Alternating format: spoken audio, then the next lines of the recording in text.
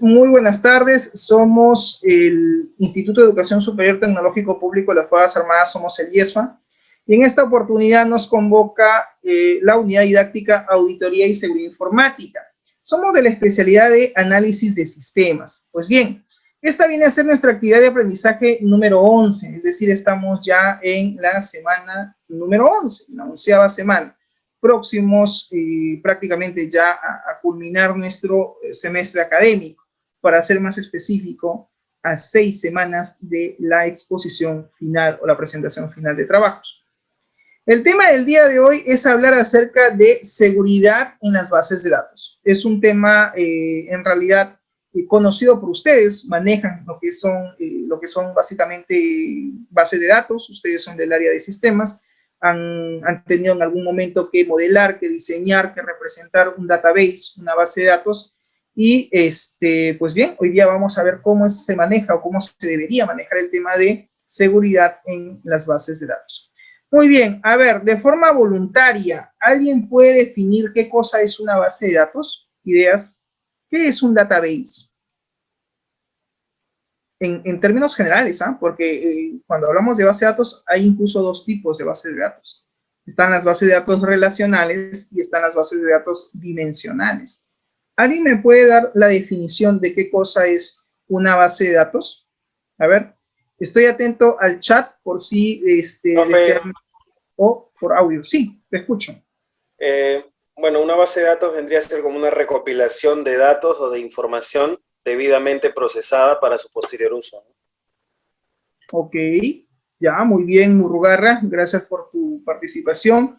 ¿Alguien más? Jerónimo, ¿qué es una base de datos? Jerónimo. Ramírez. Ramírez. Jerónimo, ¿estamos contigo? Ya, ok. Presente, profesor, presente. Te escucho. ¿Cómo definirías tú el concepto de un database? ¿Qué es una base de datos? Database.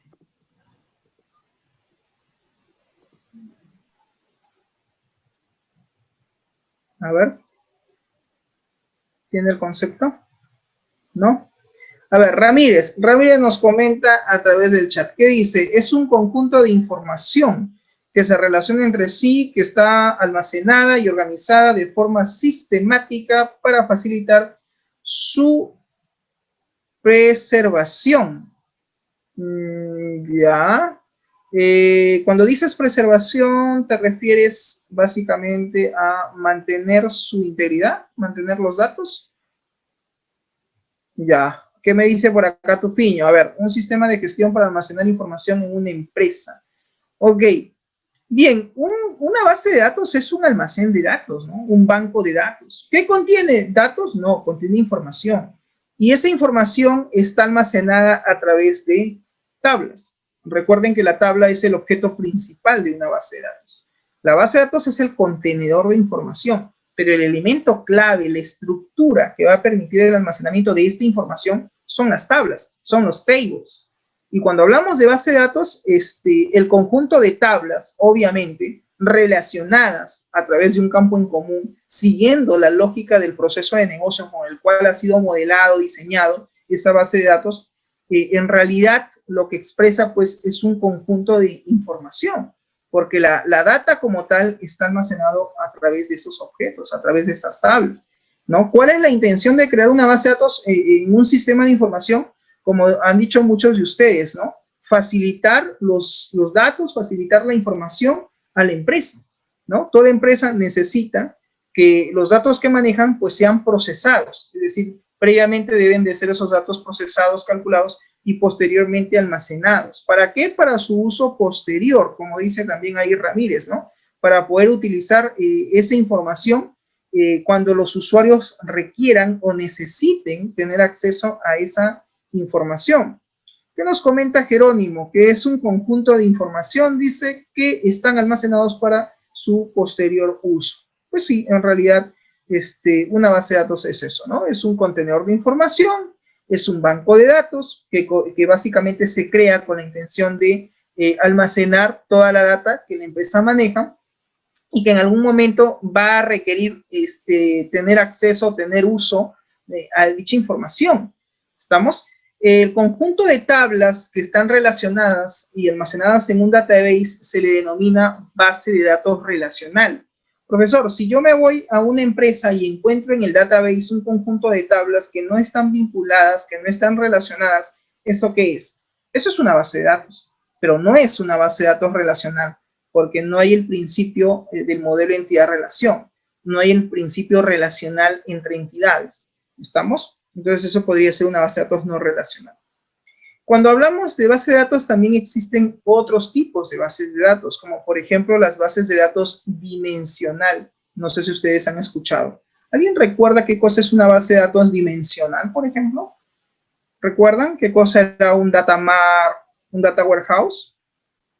Ideas. ¿Alguien recuerda qué cosa es una base de datos dimensional? Son de sistemas. Deberían ya de tener eso claro. En una entrevista de trabajo, jóvenes les preguntan eso. Oye, ¿qué es una base de datos dimensional? ¿Qué respondes? ¿Qué dices? Bien, las bases de datos dimensionales se utilizan más que todo para los sistemas OLAP o LAP, OLAP, que tiene que ver con el procesamiento analítico en línea, ¿no? Que son básicamente bases de datos que se crean para poder hacer analítica de datos, ¿no? Cuando queremos hacer análisis de datos predictivo, descriptivo o prescriptivo, pues necesitamos de un modelo dimensional.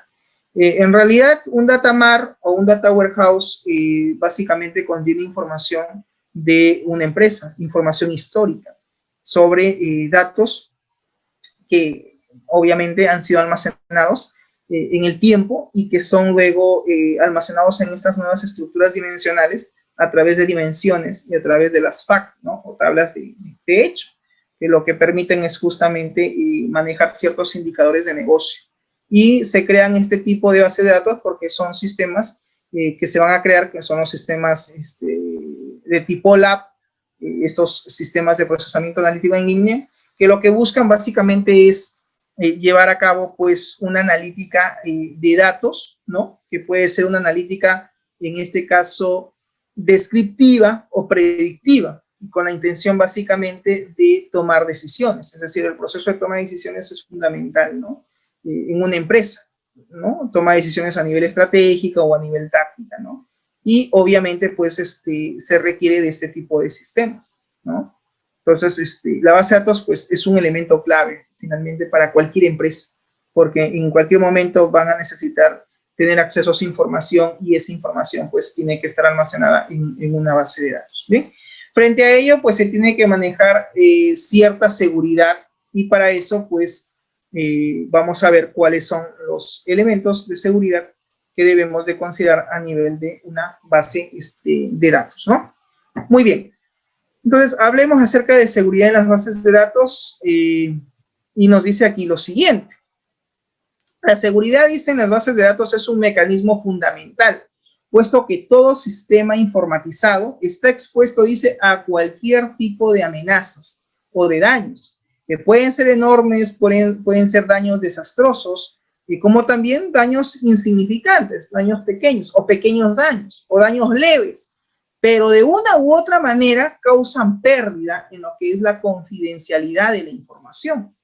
En la siguiente imagen tenemos aquí, por ejemplo, las distintas, ¿no?, amenazas a las cuales pues está expuesta una base de datos, como por ejemplo, ¿no?, pérdida de la información, que alguien, digamos, se filtra al servidor y que finalmente pues termina de repente robando los datos, o que exista una destrucción física, ¿no?, del equipo donde se tiene pues almacenado el database. Generalmente toda base de datos está almacenada en un servidor, ¿no? Ese servidor, ese equipo, ese computador se denomina pues servidor de la base de datos, que puede ser destruido por un incendio, puede ser destruido de repente de forma intencionada o malintencionada.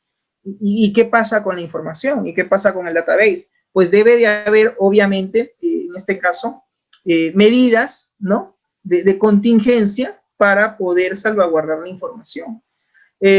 Otra posibilidad es que eliminen la base de datos físicamente. Es decir, que alguien entre al servidor y haga simplemente drop database y chau base de datos. Entonces, eso también es otra amenaza que puede existir, la eliminación física de un database en el servidor. Lo otro es también el hackeo, es decir, que entre un hacker y de repente pues termine llevándose la información o en todo caso destruyendo la misma. Entonces, esto es otra amenaza. La destrucción lógica de los archivos. Recuerda que una base de datos tiene ficheros. Si alguien logra separar la base de datos físicamente, porque se puede desadjuntar, ¿no? Se separa el archivo MDF del LDF, pues ya podemos destruir cualquiera de los archivos. Se puede incluso eliminar por código. Lo otro también es el daño o la alteración que puede darse directamente sobre el equipo o sobre el sistema que se esté utilizando y que en cierta medida pues son un conjunto de amenazas que ponen en riesgo la seguridad de una base de datos. Entonces, como amenazas existen muchas. No necesariamente estamos hablando de amenazas de hackeo, sino también estamos hablando de amenazas de destrucción, ¿no? Una destrucción que puede ser intencionada o malintencionada y que al final pues puede conllevar a la pérdida de la información, o cuando se extrae los datos de ese servidor, de esa base de datos, pues obviamente se pierde el principio de la confidencialidad. Acuérdate que la confidencialidad es uno de los principios de la seguridad informática. ¿Estamos de acuerdo? Entonces, un poquito a eso hace referencia el tema de lo que viene a ser pues la seguridad. Es un mecanismo, dice, fundamental que debe tener toda empresa, el hecho de tener medidas de seguridad que salvaguarden, en este caso, la integridad de la información que va a existir en un database. Ok, bien, aquí tenemos una estructura, ¿no? Una imagen que básicamente nos explica cómo es que funciona el tema de la conectividad, cómo es que la información, digamos, viaja o opera a través de una red, ¿no? Muchas veces tenemos a nuestros clientes, que obviamente esos clientes manejan su propia red o su propia red LAN, su propia red local, y en esa red, pues obviamente tienen ahí ellos su propio servidor, cuentan con su propio database, con su propia base de datos. Si todos estos servicios informáticos no están en la nube, es decir, no están en el cloud computing, ¿se acuerdan cuando hablábamos de cloud computing? Que hablábamos básicamente de poner en la nube todos los servicios de TI o todos los servicios informáticos que tiene la empresa, ¿no? Como hablamos de su servidor de base de datos, hablar de servidor de aplicaciones, hablar de un servidor de repente donde se manejen copias de archivos o en este caso backups, etcétera, y que todo eso, pues, si está en un cloud, si está en la nube, pues es fácil de recuperar. Es decir, si un atacante viene, ¿no? Y destruye, ¿no? Físicamente esa red o se pierden los equipos o se roban los equipos o sufren algún daño, alguna destrucción, y esa información se maneja en la nube, pues no va a haber problema, porque va a ser fácil su restauración. ¿Qué pasa con la empresa que no tiene o no ha migrado todavía sus servicios a la nube? No tiene nada en cloud computing, todavía no tiene nada en la internet, o sea, no está, digamos, su información en la nube. Entonces, el riesgo de que pierda su información va a ser mucho más latente, va a ser mucho más, digamos, va a estar mucho más expuesta a que su información se pierda, si es que no tiene un plan de contingencia para evitar justamente que se lleven la información o para poder restaurar la información una vez que sea de repente dañada o se haya, en este caso, eliminado. Si hay planes de mantenimiento, hay planes de contingencia, pues se va a poder recuperar la información, ¿no? También están los otros usuarios remotos o en este caso también conocido como usuarios móviles, que se van a conectar de forma remota a través de la internet hacia cada uno de los servidores, hacia cada una de las redes que existan o a las cuales ellas de repente tengan acceso. Y obviamente el otro tema clave es manejar backups, ¿no? O sea, las copias de seguridad que forman un elemento fundamental. Toda base de datos tiene que tener un backup. Inclusive no solamente las bases de datos, ¿no? Un servidor de archivos también debe de manejar backups, copias, ya sea a través, por ejemplo, del servicio FTP, File Transfer Protocol, a través de lo que es el servicio de transferencia de archivos, ¿ya? A través de un FTP, también se pueden manejar en este caso el envío de copias de seguridad. Pues bien, deben haber ciertas copias de seguridad que se manejen en línea, pero tiene que haber siempre un responsable, es decir, tiene que haber siempre un personal técnico, tiene que haber siempre un área de sistemas. Y aquí entran ustedes como principales especialistas, porque son ustedes quienes van a dar el helpdesk, el soporte al usuario. Cuando el usuario nos llama de forma desesperada porque tiene algún inconveniente de accesibilidad o tienen algún inconveniente de funcionalidad de su activo, de TI o de su información que maneja en su equipo, entonces ustedes como parte de esos especialistas, de ese staff de profesionales que están en el área de sistemas, pues van a tener que dar seguimiento a las distintas amenazas o riesgos a los cuales han estado expuestos esos usuarios. Entonces, el papel que ustedes juegan dentro del área de sistemas es fundamental, porque si no existe una mesa de ayuda, no existe un área de soporte, no existe un área de helpdesk, ¿a quién el usuario va a recurrir? Me dejo entender. Entonces, el papel de helpdesk es fundamental en una organización.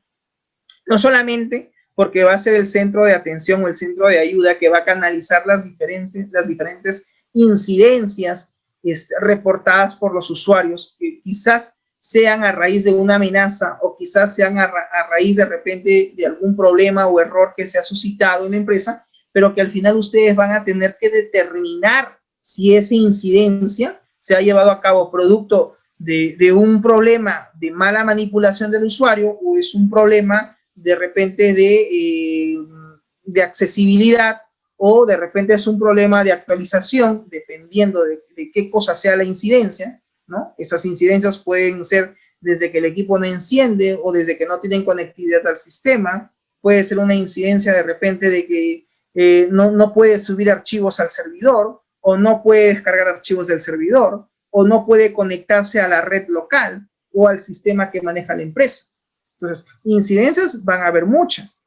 El tema es que ustedes, como parte de la gestión de servicios que van a hacer, tienen que identificar qué tipo de incidencia es y en qué nivel se encuentra. Si es del nivel 1, el nivel 2, el nivel 3. O sea, si es muy grave, si es grave, es poco grave, nada grave, etcétera, ¿no? Ustedes tienen que manejar lo que se llama ahí, cuando hablamos de gestión de incidencias, tienen ustedes que determinar cuál es el nivel de la incidencia. También tienen que hacer gestión de riesgos, porque esas incidencias, una vez que ustedes canalizan la incidencia, eso les va a servir a ustedes en el tiempo porque va a generar cierto conocimiento para el área. Profesor, eso me conlleva a pensar en ITIL. Obviamente, ITIL es un marco de trabajo. Cuando hablamos de buenas prácticas, ITIL nos dice, no, tienes que pensar en la estrategia del servicio, tienes que pensar en lo que es, por ejemplo, cómo vas a diseñar el servicio, cómo vas a operar el servicio y qué acciones vas a llevar a cabo. Entonces, todos estos conceptos al final se integran, ¿no? La auditoría, la seguridad informática no está exento por ejemplo, del área de soporte. No es ajena a. Al final, todo eso también se entrelaza y forma parte de la gestión que uno va a realizar, ¿no? Las medidas o las políticas de seguridad que tú implementes en una organización van a formar puntos positivos para la empresa, ¿no? Y lo que yo también siempre digo, no hay peor gestión que la que no se hace. Si tú no recomiendas nada, no hacemos nada, pues simplemente estamos sin nada y vamos a ser víctimas de cualquier incidencia, de cualquier amenaza y vamos a estar expuestos a muchos riesgos si es que no hacemos un tratamiento adecuado de la información que maneja una organización, una empresa. Y muchos de estos datos, de esta información ya está sistematizada y se encuentra en una base de datos. Entonces, la base de datos es el elemento clave, fundamental para una organización, porque está toda su data histórica de sus procesos comerciales, de sus procesos de negocio que ellos manejan, de su proceso de compra, su proceso de venta, su proceso logístico. Profesor, y la otra información que también existe y que de repente no necesariamente está en una base de datos. Por ejemplo, estamos hablando de contratos, estamos hablando de la elaboración de las planillas, estamos de pago, estamos hablando de las boletas de pago, estamos hablando de documentos que están digitalizados, que son archivos pero que no están necesariamente en un database. Eso también es información. Y también está bajo nuestra responsabilidad como área de sistemas de tener que velar por la seguridad de esa información. Y recurrimos a la teoría, principios de la seguridad informática, el principio de integridad, el principio de confidencialidad, el principio de disponibilidad. Entonces, esos principios son los que rigen la seguridad informática. Ahí entrarán ustedes en acción para determinar qué tipo de incidencias se dan dentro de la organización, qué tipo de amenazas son las que se están llevando a cabo o se han dado a cabo o se han manifestado. Y vamos a saber gracias al reporte que hagan los usuarios. Entonces, es fundamental hacer una gestión de helpdevs, es fundamental tener un área de soporte y un área de soporte técnico para que el usuario no se sienta abandonado dentro de la empresa. Porque el usuario, cuando algo no le sale, a alguien tiene que recurrir. ¿Y a quién va a recurrir? Al área de sistemas. Porque para eso existe en el organigrama, para eso está el área de sistemas. Para ayudar al usuario. No solamente el área de sistemas se encarga de desarrollar programas o de desarrollar aplicaciones. El área de sistemas también debe tener un área de soporte técnico, un área de helpdevs, un área o una subárea encargada de hacer el mantenimiento de los equipos. Mantenimiento físico, mantenimiento a nivel de software, etc. Entonces, son muchos los procesos que también maneja el área de sistemas, que si no están estructurados, si no están definidos, entonces, pues, obviamente no hay una hoja de ruta, no hay, digamos, un plan de acción, un plan de trabajo. ¿Y cómo elaboro un plan de trabajo? Pues tienes que tener mínimo identificadas cuáles son las funciones o responsabilidades que va a tener asignado cada uno del personal que labore en el área de soporte o en el área de sistemas. Si no asignamos roles, funciones, responsabilidades al personal que labora en el área de sistemas, pues créeme que no estamos organizados. Y lo peor que puede pasar en un área es que no exista una organización. Y los problemas se van a ir presentando día a día, y si no lo solucionamos, eso al final se hace una bola de nieve y juega en contra de nosotros. Entonces, si nunca la empresa o el área de sistemas ha pensado en manejar backups de repente en línea, pues ya es hora de repente de manejar copias de seguridad en línea. O de repente ni siquiera existía eso de manejar copias de seguridad.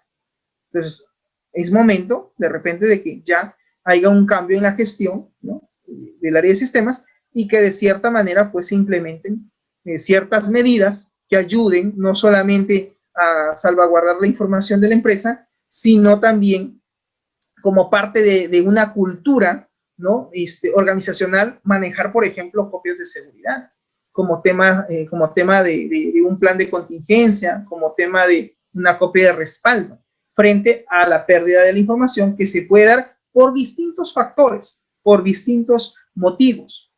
Pero si tenemos copias de seguridad, pues no hay problema. Frente a cualquier incidencia o amenaza, no perdemos información, no perdemos datos.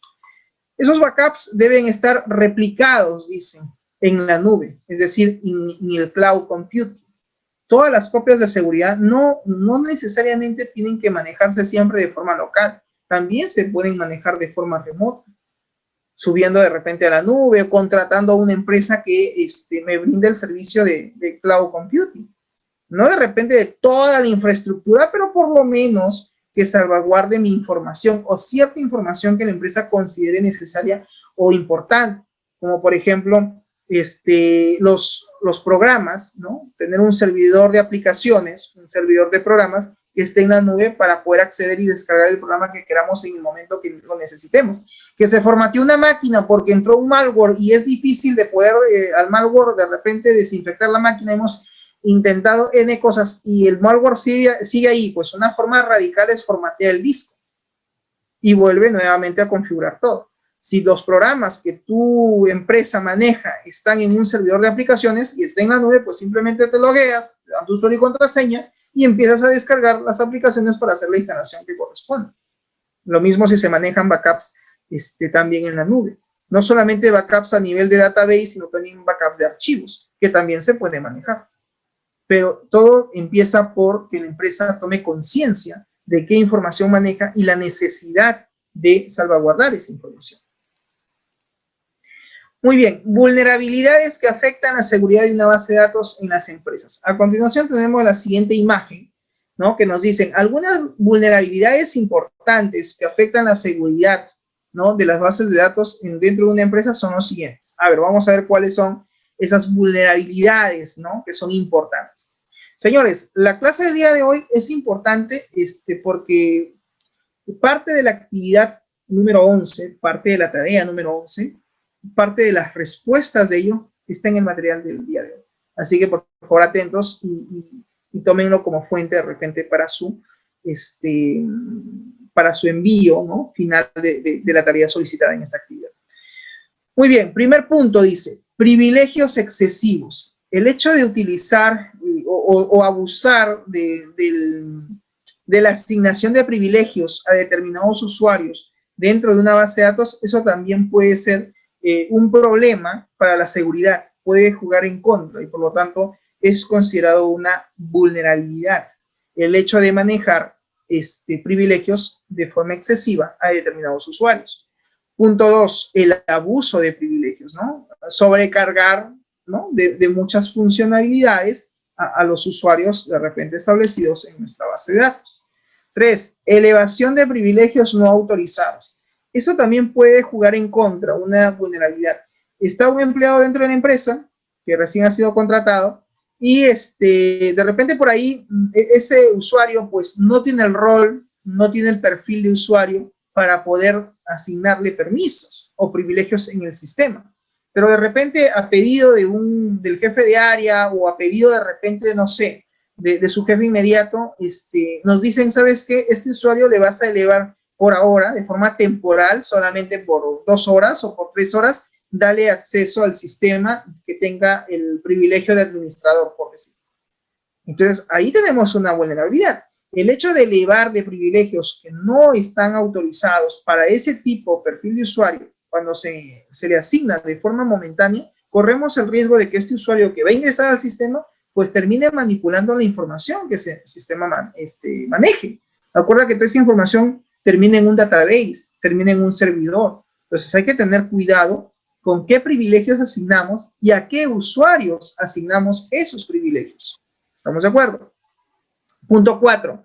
Vulnerabilidad en la plataforma. Es decir, cuando el sistema que está ejecutándose en la empresa, ya sea un software de escritorio o ya sea una aplicación web, es víctima de un ataque remoto, es víctima de repente de un hackeo o de un SQL injection de forma remota que están intentando pues vulnerar la seguridad de la aplicación. Entonces, ese también es una vulnerabilidad importante. Punto 5, SQL injection, que ya lo comentamos. Punto 6, auditoría débil. ¿Qué es eso, profesor, de auditoría débil? Cuando de repente en el sistema que la empresa maneja, pues nunca se ha hecho el proceso de auditoría, nunca se realizó un proceso de control, nunca se realizó un proceso de seguimiento de la seguridad de ese sistema. Entonces, o lo peor, nunca se hizo nada a nivel de auditoría, nunca se revisó el sistema, nunca se hizo un control, un seguimiento de cómo funciona el sistema, de qué deficiencias existen a nivel de conectividad, a nivel de equipo, etcétera. Entonces, cuando no hay una auditoría o existe una auditoría débil, entonces también puede jugar en contra como una vulnerabilidad, ¿no?, que puede impactar o afectar la seguridad, ¿no?, de la base de datos que maneje la empresa. Punto número 7, la denegación de servicios, ¿no? Cuando se detienen muchas veces o se deniegan algunos servicios dentro de la red que tiene que ver más que todo con el tema de accesibilidad al servidor, entonces eso también puede jugar en contra. 8, vulnerabilidades en protocolos de las bases de datos. Acuérdate que las bases de datos también manejan ciertos protocolos que hay que conocer para evitar, pues, que mediante esos protocolos se vulnere su seguridad, se vulneren su acceso y finalmente terminen siendo atacado al servidor. Punto 9, autenticación débil. Y creo yo, me parece, y por el tiempo que tengo y por lo que conozco, me parece que muchas de las vulnerabilidades en un servidor, en una base de datos, se da básicamente, primero, por el punto 2, el punto 3, el punto 6 y también por el punto 9. Eso es lo más común. Lo más común es el abusar de privilegios que finalmente puedan poner en riesgo la seguridad de la base de datos. Ese es un punto. Y dos, es en este caso el hecho de que alguien de forma remota pues intente vulnerar la base de datos a través de la técnica de SQL injection o inyección SQL. El hecho de que nunca se haga pues una auditoría sobre el servidor, sobre el sistema, sobre la base de datos, o que la auditoría sea débil. Y el otro punto pues tiene que ver justamente con manejar procesos de logueo, procesos de autenticación con contraseñas de repente débiles, ¿no? Tienes el usuario y tienes la clave. ¿Y cuántos dígitos tiene digamos, la clave del usuario? Tiene 4 dígitos. Pues maneja una seguridad débil. Es un proceso de autenticación débil. No es lo suficientemente robusto para evitar de repente el hackeo, por decir, ¿no? O el acceso remoto al servidor de la base de datos. Acuérdate que en un servidor de la base de datos nosotros podemos crear también usuarios. No solamente está el usuario SA, que es el usuario todopoderoso que tiene todo servidor en el caso del SQL Server. Acá también alguien dirá, profesor, eso va a depender del gestor de base de datos que esté usando la empresa, naturalmente. Oracle maneja también su propio usuario. MySQL maneja su propio usuario. SQL Server maneja su propio usuario. Cada gestor de base de datos tiene un usuario principal, un usuario administrador, aquel usuario todopoderoso que puede hacer y deshacer dentro del servidor, que te puede crear bases de datos, puede crear tablas, puede ejecutar consultas, puede también ejecutar procedimientos almacenados, puede crear triggers, desencadenadores, etc. Entonces, va a depender también de cuántos usuarios nosotros logremos implementar en el servidor, qué nivel de acceso le demos y de qué manera manejemos también la seguridad de esos usuarios a nivel de autenticación. Y el punto 10 tiene que ver con la exposición de los datos, ¿no? Como por ejemplo los backups. Es decir, el hecho de que la información de nuestra base de datos, que puede estar expuesta a varios sistemas, que varios sistemas pueden manejar información de esa misma base de datos, pues, y el hecho de que no se manejen copias de seguridad también juega en contra. Porque si alguien entra al servidor y simplemente elimina la base de datos o formatean la máquina de forma involuntaria, entonces, chao, database. Pero no hay problema porque manejamos copias de seguridad. No hay problema porque manejamos backups. Ok, si es así, perfecto, no ha pasado nada. Pero ¿y si no hay copias de seguridad? Si no hay backups. Entonces, eso sí puede poner en riesgo la seguridad de nuestra información o de la información que maneja la empresa. ¿Estamos de acuerdo? Muy bien, profesor, ¿qué cosa es una amenaza? Ajá, ¿ves por qué te dije que la clase de hoy es importante? Porque hay algunos conceptos que lo vas a tener que tocar en la respuesta de tu tarea del día de hoy, ¿no? De la actividad de la semana 11. ¿Qué cosa es una amenaza? Dice, se deben considerar las amenazas para cada tipo de empresa, donde se implementará justamente el sistema de base de datos, dado que pueden haber amenazas particulares a las que se esté más expuesto. Pues sí, una amenaza básicamente son una serie de acciones que se pueden llevar a cabo si es que la empresa no ha tomado las precauciones del caso o no ha visualizado determinadas situaciones o determinados eventos que puedan justamente poner en riesgo, en este caso, su sistema de base de datos. Entonces, dependiendo de las amenazas que existan, de las que ya hay, ¿no? Determinadas amenazas pueden efectivamente poner en riesgo la información que maneja la empresa a través de su servidor. Entonces, hay que hacer una evaluación, una identificación previa en toda gestión de sistemas de cuáles serían las principales amenazas a las cuales estaría expuesto nuestro servidor de base de datos, nuestra base de datos, para de esa manera ver de qué manera creamos un mejor plan de seguridad, para ver de qué manera elaboramos o establecemos determinados controles de acceso, ¿no? Para de esa manera evitar justamente correr riesgos. Entonces, la identificación de las amenazas es un elemento clave, jóvenes, en este punto. Ataque a una base de datos de MySQL con SQL Injection. El SQL Injection es una técnica muy usada a nivel mundial para lo que es el ataque a servidores de base de datos. buscar una página web vulnerable para aplicar el ataque SQL Injection. Esto lo podemos realizar ingresando, por ejemplo, en Google y buscando la siguiente dirección. Ahí tenemos una dirección, por ejemplo, ¿no? Ponemos ahí la URL, ¿no? A la cual queremos nosotros visitar. En este caso, como ejemplo, han puesto ahí esa URL que hace referencia a una página llamada Noticias, que está en formato PHP, es decir, se encuentra esa página web en PHP. Y ahí, como estamos dándonos cuenta, están pasando un parámetro, están pasando un ID, y ahí ponen igual y están dándole un identificador, es decir, un valor. Para eso existe una herramienta de software. Acuérdate que cuando hablamos de seguridad informática existe una serie de herramientas de software, una serie de programas que te ayudan a detectar vulnerabilidades, que te ayudan a realizar incluso, vulnerar incluso o violar la seguridad de equipos o de sistemas. ¿Ya? En la clase anterior vimos algunos tipos de programas dentro de esa clasificación.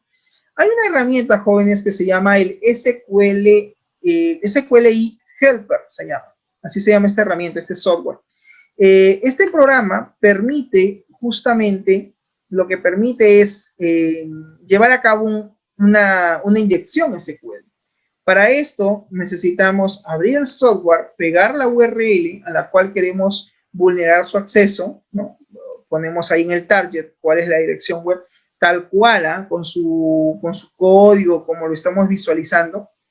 Y una vez que pegamos la URL, hacemos clic en el botón Inject, que lo que va a hacer es justamente detectar, ¿no?, qué vulnerabilidades hay en ese sitio web, en esa página web, para poder vulnerar el acceso a su base de datos.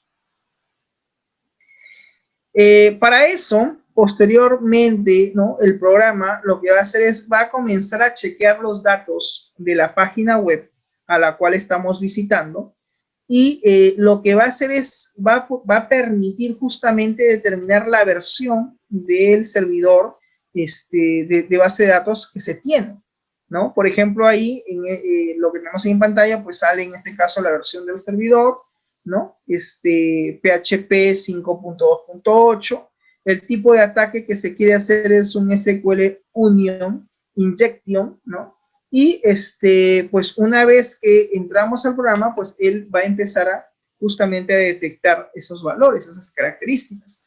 Luego hacemos clic en el botón que se llama, en este caso, Get Database, que es para obtener el nombre de la base de datos, y seleccionamos uno de los elementos que nos aparecen a continuación, que es el nombre de la base de datos a la cual queremos atacar. Y luego te vas a la opción que dice Get Tables, que significa pues obtener tablas, para ver qué tipo de tablas son las que cuenta ese servidor. Una vez que se logra, digamos, la herramienta logra visualizar esa información, en la columna Tables Name vamos a obtener todas las tablas que probablemente tenga esa base de datos, ¿no? Según la base de datos que se haya seleccionado en ese servidor, pues nos va a mostrar la lista de tablas que existan dentro del servidor de esa base de datos, ¿no? Y la tabla más común, que generalmente se suele atacar en todo ataque remoto de SQL Injection, es siempre buscan la tabla user o la tabla usuario. Siempre buscan esa tabla porque ahí van a encontrar siempre datos que, como por ejemplo el código del usuario y el campo más importante, que es el password, que es básicamente la clave o la contraseña, ¿no? En este caso, la tabla user tiene como columnas email, tiene el password y tiene el nombre de usuario. Al parecer, esas serían las columnas de dicha tabla. Ok, una vez que han logrado en realidad acceder al nombre de la tabla y han seleccionado la tabla, esta le va a mostrar las columnas que tiene dicha tabla. Finalmente dice, seleccionamos las columnas de las cuales queremos obtener los datos y hacemos clic en el botón Zoom Out. En Zoom Out lo que va a hacer es, va a obtener el nombre, por ejemplo, del usuario y la contraseña, ¿no? Y una vez teniendo esos datos, pues ya podemos manipular la página web al gusto del usuario o al gusto del atacante. Y mira, aquí, por ejemplo, algo que nos revela, ¿no? En esta imagen, es la debilidad como manejan las contraseñas. Contraseñas que son fáciles de descifrar y sobre todo que no son nada seguras, ¿no? Yo no, por ejemplo, no se me ocurriría a mí en particular como usuario tener una contraseña que diga, pues, el bebé, ¿no? El bebé José, ¿qué más dice? La contraseña Nano, la contraseña Leina, o sea, contraseñas pues que no sobrepasan la política, por ejemplo, de cantidad de dígitos que de repente supere los 12 dígitos, ¿no? Siempre en todo sistema web o en todo sistema de base de datos jóvenes tienen que manejar el principio de longitud de caracteres, ¿no? Porque alguien dirá, sí, pero eso se sobreentiende, o sea, cantidad de dígitos en una contraseña, o sea, sí, está bien. Sí, pues, aunque parezca de repente un tema no tan importante, por no decir otra palabra, muchas veces no consideramos la longitud de campo en la tabla misma. Si tú no asignas, por ejemplo, constraints o restricciones, donde le obligas al usuario de que su contraseña no puede ser por debajo de los 12 dígitos, estás, por ejemplo, implantando una política.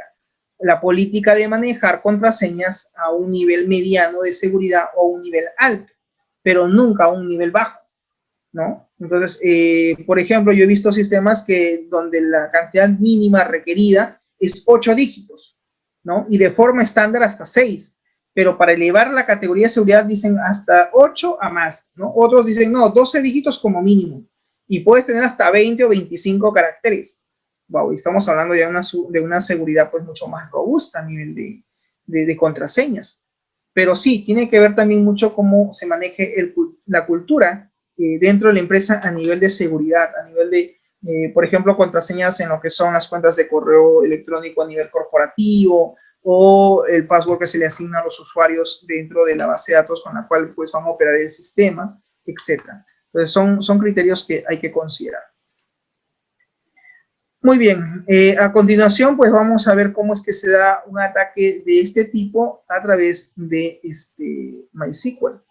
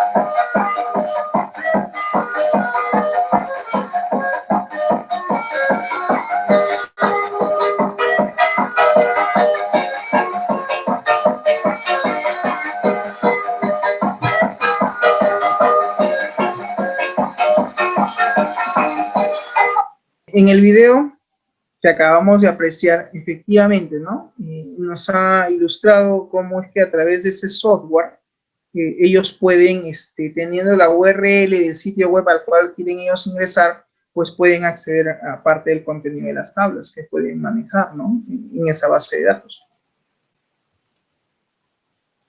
Bien, vamos a ver el siguiente video ahora, que habla un poco de cómo hacer un ataque con SQL Injection, que es en realidad como si fuera un webinar que nos habla el autor, o en este caso el especialista Pablo Campos, y vamos a ver cómo es que realizan ese ataque de esa manera, ¿no?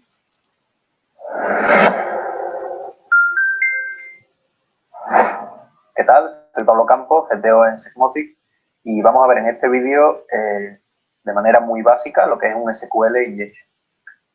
SQL Injection es una vulnerabilidad en la cual, imaginaros un formulario web, por ejemplo, en el que tenemos usuario y contraseña, como en este caso, ¿vale? Y la sentencia SQL que coge ese dato de usuario y contraseña y lo comprueba en la base de datos, pues no está parametrizada, el lenguaje o el framework que la está ejecutando no lo está haciendo bien.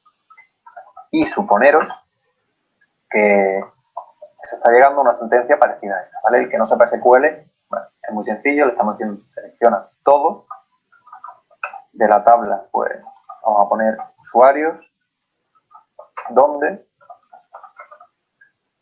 username sea igual, y aquí estamos suponiendo que la aplicación está insertando lo que nosotros pongamos en el campo name, ¿vale?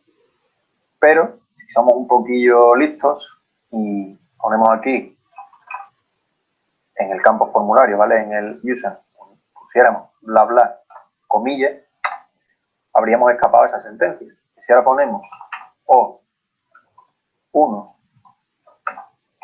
igual a 1, pues si habéis entendido el concepto, estamos diciendo, seleccionanos todo de la tabla usuarios, donde username es igual, bla, bla, bla, no se cumple para ninguno, ¿vale? O para casi ninguno, o donde 1 sea igual a 1, es decir, siempre.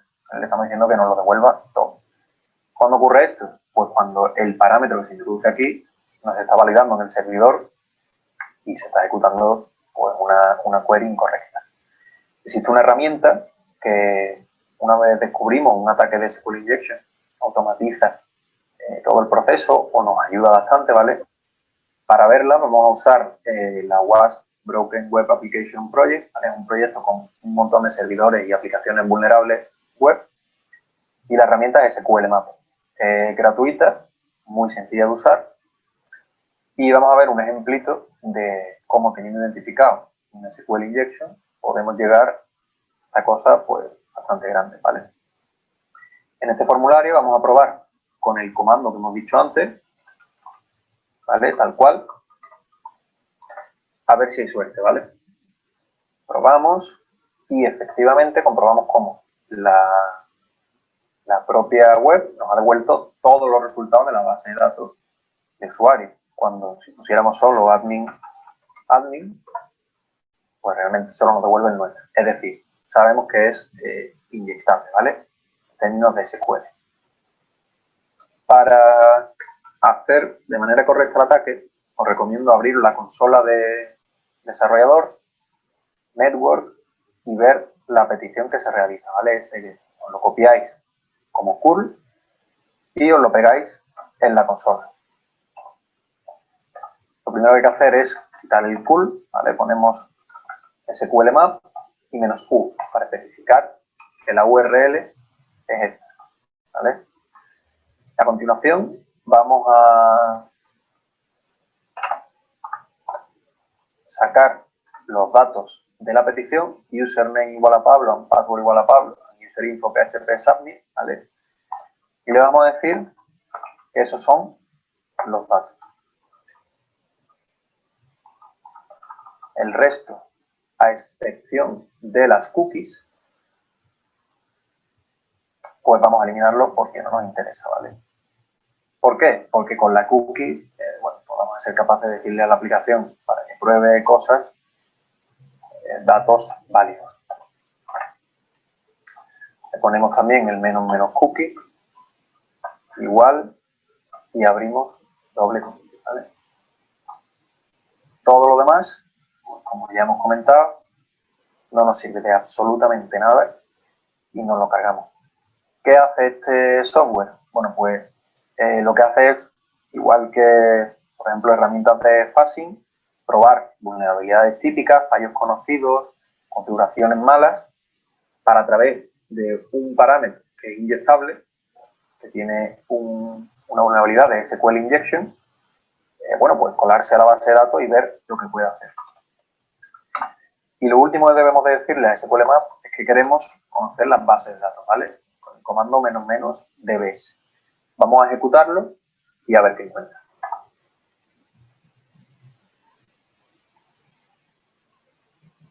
Vale, comprobamos que una vez ha terminado todo el análisis, donde ha probado un montón de de posibles vulnerabilidades, pues nos devuelve las bases de datos que hay disponibles en ese servidor, ¿vale? A través de una inyección SQL en una página cualquiera nos devuelve todo lo que hay en el servidor. Para hacer una prueba con una base de datos, por ejemplo, NoWasp, verificamos con -d mayúscula que vamos a hacer la prueba sobre esa y le ponemos el comando tables, ¿vale? Para ver las tablas disponibles en esa base de datos, a ver si es capaz de encontrarlas. Ahí está, nos ha mostrado todas las tablas que existen en la base de datos NoWasp y bueno, vemos una que se llama Credit Card, que nos llama la atención y que queremos ver si somos capaces de sacar algo en claro de ella. Con -t mayúscula especificamos que nos estamos refiriendo a esa tabla y con el comando -down le vamos a decir que nos saque por pantalla todos los datos que existen en esa tabla, si es capaz. ¿Vale? Y ahí está. A través de una vulnerabilidad SQL Injection hemos conseguido sacar los números de tarjeta de la base de datos NoWasp de la tabla Credit Card. El software SQL Map pues tiene un montón de funcionalidades que nos han visto en este vídeo. Todo el que quiera profundizar y saber más de seguridad, que se suscriba al canal de OpenWeb. Entonces, ahí también veíamos cómo a través de una herramienta web, ¿no? También se pueden detectar determinadas vulnerabilidades, ¿no? Es muy típico ver que siempre en los usuarios ponen, ¿no? En un sistema, en una base de datos, suelen poner el típico usuario admin, clave admin. Eso debemos de evitar en un sistema real. Manejar datos, sobre todo, de ese nivel, ¿no? Como admin o user 01, ¿no? No podemos trabajar usuarios que sean de repente de esa manera, ¿no? Fáciles de descifrar. Muy bien, contramedidas. A ver, las contramedidas que se toman para enfrentar las amenazas pueden ser contramedidas físicas y también administrativas, ¿no? A ver, aquí tenemos el siguiente gráfico, ¿no? Cómo dice robar la base de datos de la empresa a través, ¿no? Del uso de un empleado. El primer paso que suelen hacer los atacantes o el hacker es básicamente el envío de un correo, ¿no? Un correo electrónico, el cual contiene un archivo adjunto, es decir, tiene en este caso un Excel, un archivo de Excel. Y es bien sabido que los archivos de Excel, por ejemplo, ejecutan macros, ¿no? Las famosas macros de Visual Basic, que también se pueden programar dentro de los archivos de Excel.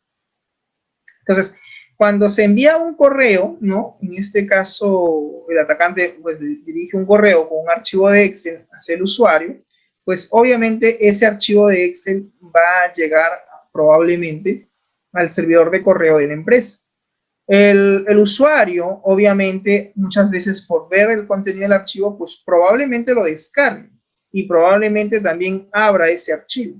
Cuando abra o ejecute el archivo, puede que ese archivo tenga un script, una macro de Visual Basic, que lo que puede hacer esa macro internamente es jalar código o, por ejemplo, obtener el usuario y la contraseña de dicho usuario. O sea, puede robar datos. Va a depender de qué cosa, digamos, contenga la macro en su estructura lógica algorítmica.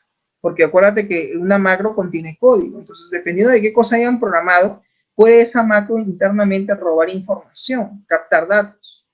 Y una vez que se cierre, pues le va a pedir que guarde los datos. Si el usuario guarda los datos, pues obviamente ya los datos quedan grabados, ¿no?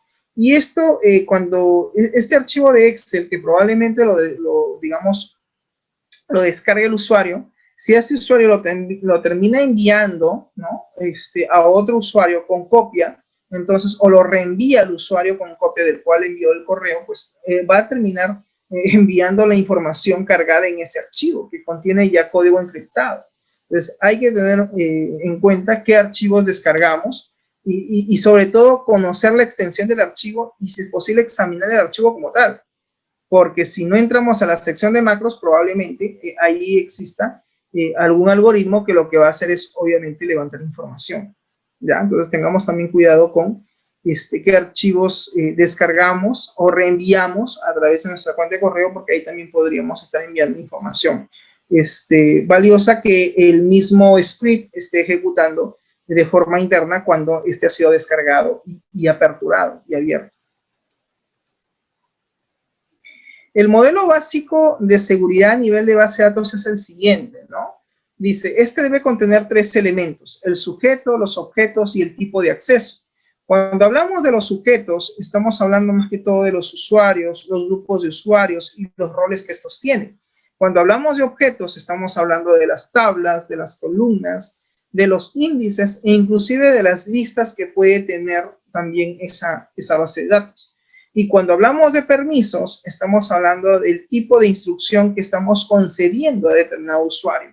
Podemos conceder permisos de tipo de escritura, como es un insert-into, o de tipo lectura, como es un select, o también podría ser dentro del proceso de escritura la modificación, el update o la eliminación, el delete. Entonces va a depender de qué tipo de acceso, ¿no?, asignemos a los usuarios que estamos creando dentro del servidor, ¿ya? Con este modelo podemos representar justamente las políticas de control de acceso, ¿no?, dependientes del nombre del usuario que en este caso estemos configurando o creando dentro del servidor, al cual le vamos a asignar ciertos permisos sobre determinadas tablas o sobre determinados objetos o sobre determinadas listas de datos que contenga dicho database. Existen también controles informatizados para entornos multiusuario. Un primer punto es la autorización. La autorización es como el poder, dice, administrativo que se necesita para poder acceder legítimamente a un sistema. Proporcionar al usuario, ¿no?, con un identificador de autorización, en este caso de tipo administrador, de tipo manager, que básicamente es conceder pues todos los privilegios que se dan a través del grant. Cuando ustedes llevaron SQL Server, recuerden que en SQL existen el lenguaje, en este caso existe lo que se llama el lenguaje de manipulación de datos, está el lenguaje de definición de datos y está el lenguaje de control de datos. Me quedo con este último, los DCL. En el lenguaje de control de datos, pues está el grant, está el DENI, está el rebook, que son básicamente las instrucciones que se utilizan para conceder o negar permisos. A nivel de programación, podemos asignar determinados permisos a determinados usuarios, sí. Lo podemos hacer por diseño o lo podemos hacer por código, por programación. En este caso dice grant all privilege. Lo que estamos haciendo ahí es asignar todos los privilegios, ¿no? En este caso, sobre un objeto llamado staff, ¿no? Sobre, en este caso, sobre el usuario, ¿no? En este caso, perdón, sobre la tabla, porque staff es la tabla, ¿no? Aquí la tabla se llama staff. El usuario que se ha creado es de tipo manager, en este caso así se llama, y ahí dice which grant option, es decir, asignar todos los privilegios al usuario manager sobre la tabla staff con todas las opciones que se conceden a través del grant. Conceder ahora a los usuarios, por ejemplo, personal y director, los privilegios, dice, solo de select y update sobre la columna salary de la tabla staff.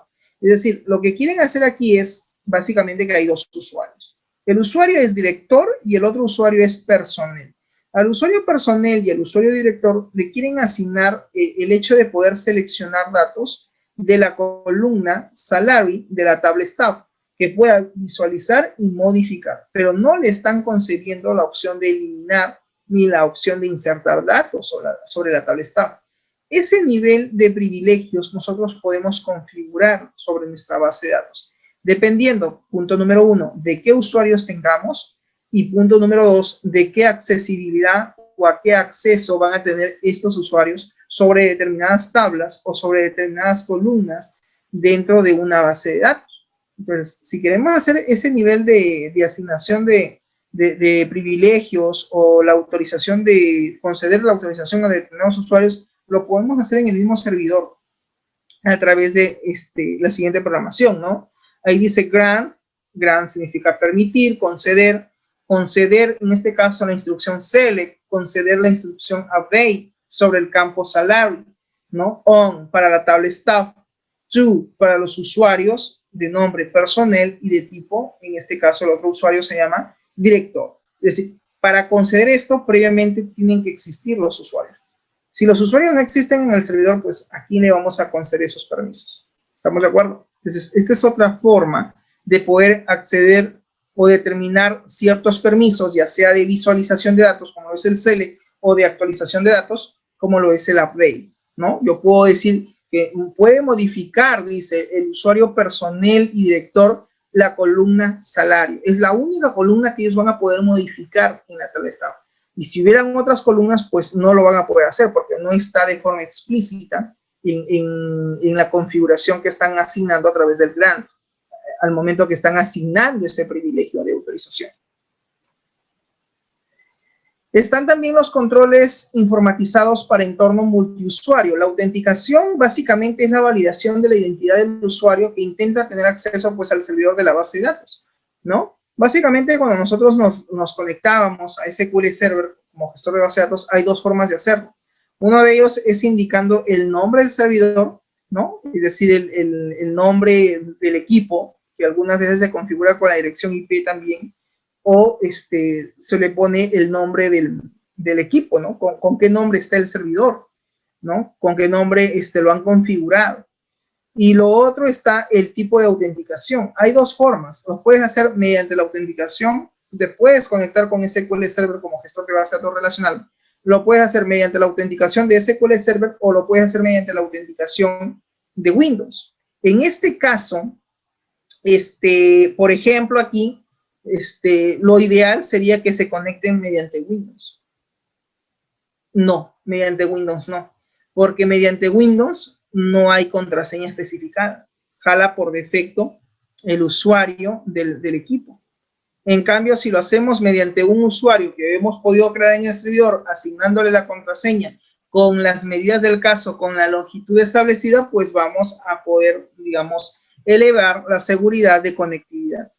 Profesor, tengo una pregunta. ¿Qué significa que cuando yo me conecte, no solamente puedo conectarme con el usuario CA al servidor, puedo conectarme con otro usuario? Sí, tú puedes definir una serie de usuarios con diferentes niveles de acceso, de privilegios, para que se conecten remotamente al servidor.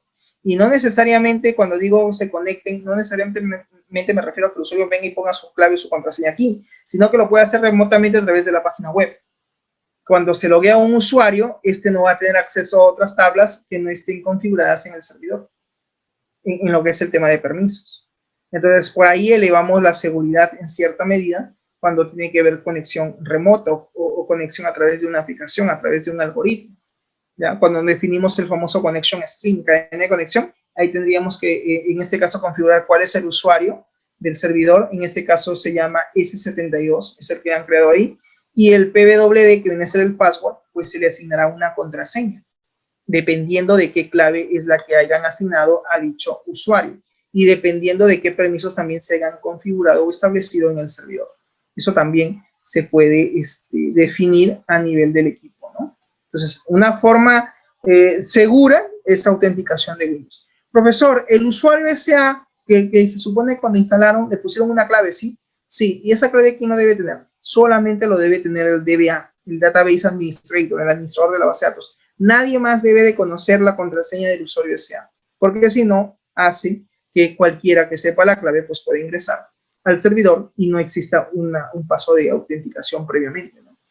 Por otro lado, también están los controles informatizados para entornos multiusuario. Están los controles de acceso y están también los controles de acceso discrecional, los famosos DAC. A ver, veamos. En el caso de controles de acceso, existen dos tipos de controles de acceso, ¿no? Están los controles de acceso direccional, ¿no? DAC, este es uno de ellos, que emplea básicamente el mecanismo de SQL conocido como el nombre de control de acceso direccional. Este se basa en la concesión y revocación de privilegios. Por otro lado, también tiene pocas limitaciones y es soportado generalmente por la mayoría de gestores de base de datos relacional. Tiene como todo en la vida, tiene ventajas y desventajas. A ver, cuando hablamos de que se basa en la concesión y revocación de privilegios, pues básicamente un usuario específico tendrá diferentes privilegios sobre diferentes objetos. Punto 1. Punto 2. Existen pocas limitaciones, dice. Existen muy pocas limitaciones sobre qué usuarios pueden tener, en este caso, derechos sobre determinados objetos. O sea, aquí podemos definir qué usuario va a tener acceso a qué objetos dentro de la base de datos. Si va a tener acceso a una tabla, va a tener acceso a una vista de datos, va a tener acceso de repente a la inserción de datos, a la actualización de datos o a la eliminación de datos o simplemente a la visualización de datos. Y eso lo tenemos que definir para poder asignarle los permisos que correspondan a los usuarios que queramos implementar en el servidor. Por otro lado, también están soportados por la mayoría de los sistemas administradores de base de datos relacional. O sea, los System Manager Database Relational, ¿no? Que son básicamente declaraciones en el lenguaje SQL que permiten justamente conceder permisos o revocar permisos. El conceder tiene que ver con la cláusula grant y el revocar significa en este caso que se va a ejecutar un revoke, ¿ya? Un revoke. Entonces, eso por un lado.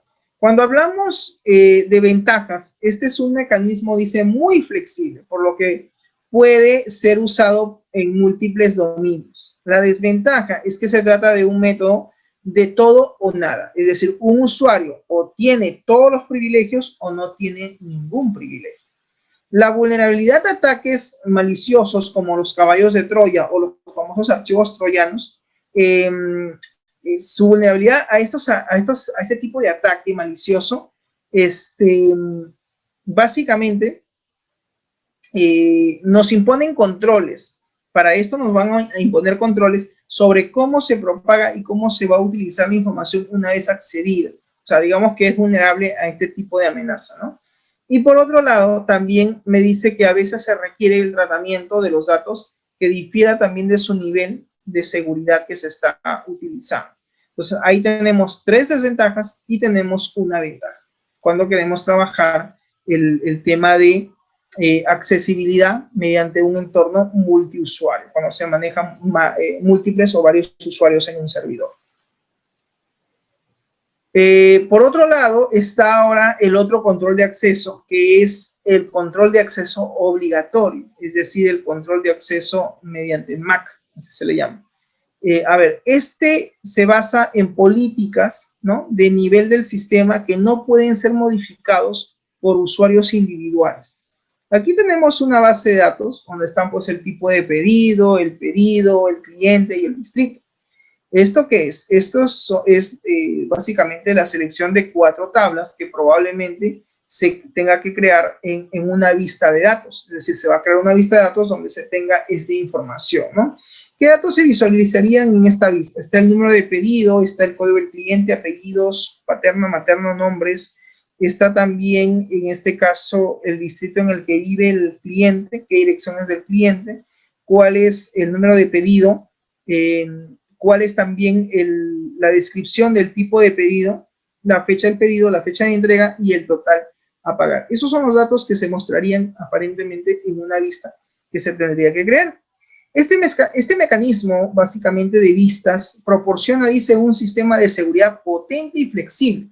Al poder nosotros ocultar partes de la base de datos a ciertos usuarios, que son básicamente relaciones virtuales que no existen en realidad en la base de datos. Nosotros también podemos determinar qué tipo de vistas o qué tipo de información van a tener acceso nuestros usuarios, de tal manera que se estructure toda esa información a través de vistas, para que sea mucho más manejable el tema de accesibilidad a la información que existe en un servidor, ¿no? Como es el hecho de trabajar con views, vistas de datos. El siguiente punto tiene que ver con los backups, tiene que ver con las copias de seguridad. Es importante tener copias de seguridad o copias de respaldo de las bases de datos, pero que estos backups estén actualizados para cuando se produzcan errores de pérdida de datos, se pueda garantizar justamente la integridad física de los datos. Para ello debemos realizar una copia de seguridad, decimos backup database, nombre de la base de datos, ¿no? To DITs y damos la ruta, en qué ruta queremos que se cree nuestro archivo, nuestra copia de seguridad, y le damos la extensión también que corresponde. El which format es, que significa que es un backup con formato, porque es la primera vez que se está sacando una copia de seguridad, y el stats tiene que ver con el nivel de progreso, ¿no? En este caso que vaya de 20 en 20, ¿no? De forma gradual. Entonces, ahí tenemos un elemento de seguridad, que son el hecho de manejar copias de seguridad. En ese ejemplo, la copia de seguridad se está guardando localmente en el disco C, seguramente para que luego se suba a la nube, o se suba a algún repositorio remoto. Eso sería lo ideal. La integridad de un sistema de gestión de base de datos consiste básicamente en impedir la distorsión de la base de datos. Mediante esta se pretende justamente proceder a proteger la base de datos contra operaciones que introduzcan inconsistencia en los datos. Entonces, la integridad es también un principio de seguridad de todo gestor de base de datos, en este caso, de todo sistema de gestión de base de datos relacional.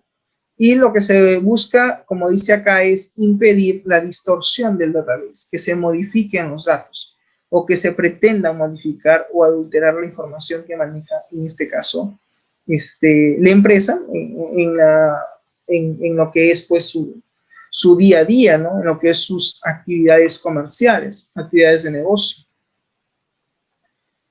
Lo otro es el cifrado. Y jóvenes, esta técnica me parece muy interesante que se puede hacer en SQL. Mira, consiste en ocultar los caracteres legibles de una columna. Entonces, si tú pensabas que hay una forma, profesor, de aplicar una medida, un nivel de seguridad en una base de datos, sí.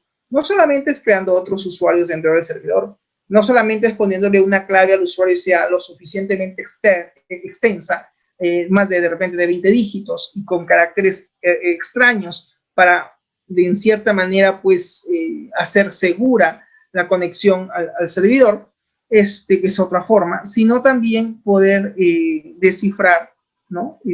O encriptar datos, encriptar y descifrar datos. Esto mediante una clave simétrica, que también hablábamos de la criptografía de datos hace un par de semanas atrás. Bien, el cifrado, básicamente, ¿en qué consiste, profesor? Consiste en ocultar los caracteres legibles de una contraseña. Lo primero que tenemos que hacer es abrir una clave simétrica. Por ejemplo, ahí dice Open Symmetric Key y ahí están llamando o están asignando un nombre, como es, por ejemplo, clave simétrica, ejemplo 01. Luego hay una descripción certificada de esa simetría que se está creando, que va a tener el mismo nombre. Y luego viene la inserción de datos, ¿no? Sobre la tabla original de la base de datos, en la cual queremos insertar, en este caso, el nombre, no, el código, ¿no? De la clave, pero cifrada, claro está. Y no solamente el nombre de la clave, sino también el número también de la tarjeta, que también vaya cifrada. Es decir, podemos cifrar el número de la tarjeta y también podemos cifrar la contraseña. Lo podemos almacenar incluso de esa manera, sí, y después se puede descifrar. De esa manera, pues nadie va a poder ver cuál es determinados datos de determinada tabla. Esto podrías hacer con la tabla usuario, ¿no? Cifrar el nombre del usuario y también la contraseña. Entonces, así nadie va a saber con qué nombre se cifró, que como te das cuenta, pues son una serie de caracteres que se generan de forma automática. Y va a ser mucho más complicado, ¿no? Hacer un ataque, por ejemplo, de SQL Injection, cuando la base de datos maneja el principio de encriptación de datos. Bien, aquí, por ejemplo, se está seleccionando el nombre, se está seleccionando la columna cifrado tarjeta, ¿no? Cifrado clave, pero también está haciendo un convert, también está convirtiendo a cadena de texto el tema de la descripción de la llave, ¿no? De esa manera, cuando dice deciphered, significa que internamente se ha guardado la clave cifrada y para poder visualizarla, llaman a esa función, a la función descript by Kate, así se llama. Y está obviamente dentro de un convert para convertir toda esa expresión a un varchar. Y de esa manera, pues, están devolviendo, ¿no? El proceso de clave simétrica. ¿Cómo finalizamos cerrando la llave simétrica? El symmetric key, que tienes que tener el nombre tal cual fue creado para poder cerrar, en este caso, el cifrado. Es decir, ¿lo almacenaron los datos cifrados? Sí, almacenaron cifradamente el número de la tarjeta, guardaron también cifrado la clave.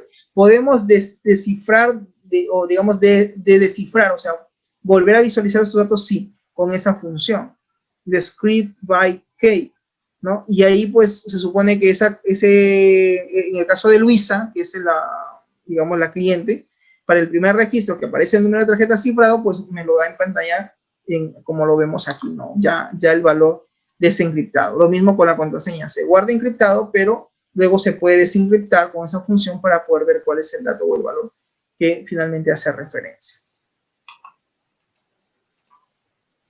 Bien, el otro tipo de tecnología que existe para lo que son servidores de base de datos es la tecnología RAID. Sus siglas significa Redundant Array of Independent Bits, es decir, discos independientes. Es un arreglo redundante de discos independientes, ¿no? Que en realidad significaría matriz redundante o matriz de discos redundantes.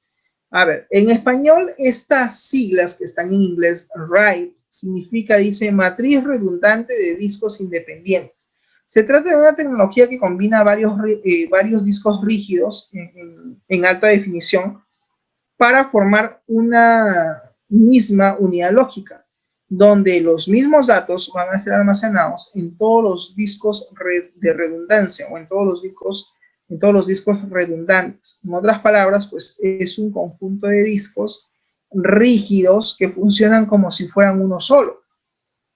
Como podemos ver ahí en la imagen, esta tecnología RAID o matriz redundante de discos independientes, pues tiene una serie de comparticiones, o sea, es como que tuviera varios discos físicamente, y al final todo eso se maneja como un solo dispositivo, ¿no? Acá nos dice que ese tipo de implementación permite tener tolerancia alta contra fallas, pues si un disco tiene problemas, los demás continúan funcionando, como que no hubiera pasado nada.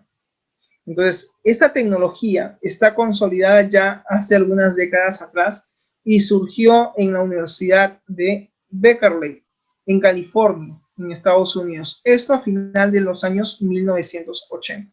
Entonces, es un dispositivo interesante porque tiene varios discos a la vez, almacena la información, pero también puede, en este caso, filtrarse la información que se maneja en cada uno de esos discos. Por eso es que la seguridad tiene que ser no solamente a nivel digital, sino también a nivel físico, ¿ya? Entonces, esto también está como parte, ¿no?, de la solución de manejar una matriz redundante de discos, quizás para el tema de backups.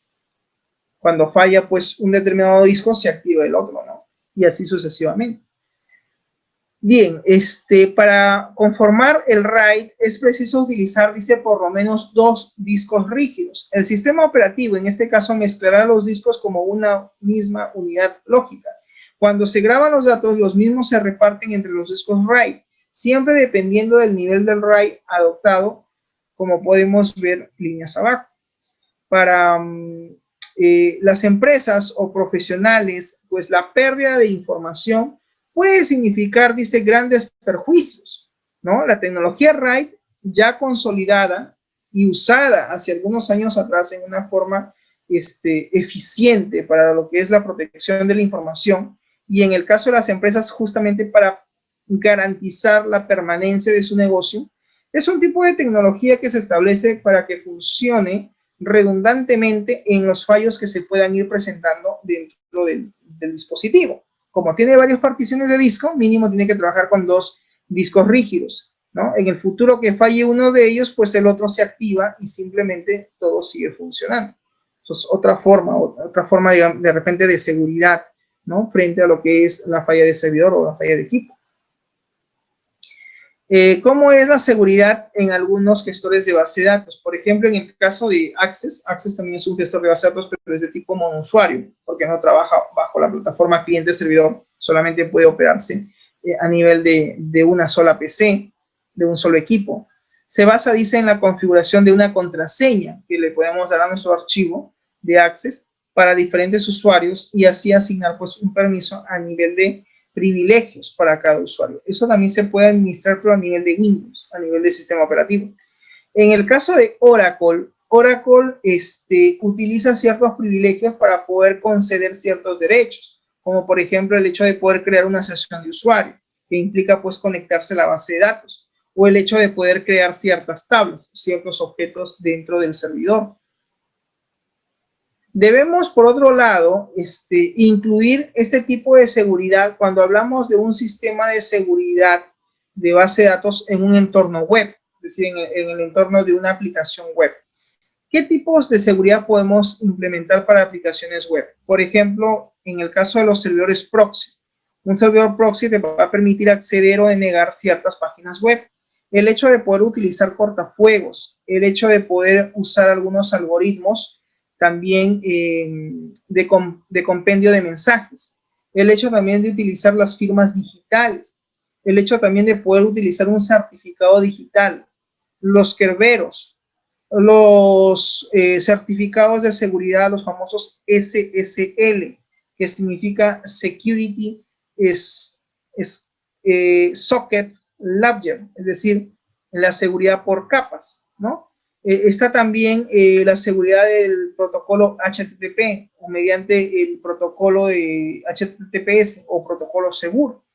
Y también está la seguridad electrónica que se dan a través de las transacciones, es decir, cuando se hacen los medios de pago virtual, previa autenticación y logueo del usuario, pues en cierta medida pues se tienen que validar algunas transacciones que se tienen que hacer. Entonces, hay muchas formas de poder establecer ciertas medidas de seguridad en un entorno web, en una plataforma web. Desde denegar accesos a determinadas páginas a través de un servidor proxy o implementando un firewall o cortafuego, así como también el uso de la firma digital, que también está muy de moda en estos tiempos de pandemia. Algunos certificados van firmados de forma digital, ¿no? Bien, aquí tenemos el siguiente esquema de cómo es la seguridad en un gestor de base de datos.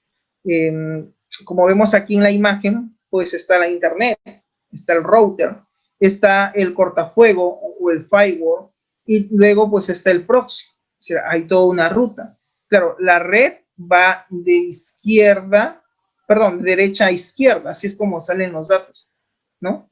Salen de derecha a izquierda. Por ejemplo, ¿no? A ver, aquí tenemos una red LAN, el cual tiene un punto de acceso inalámbrico.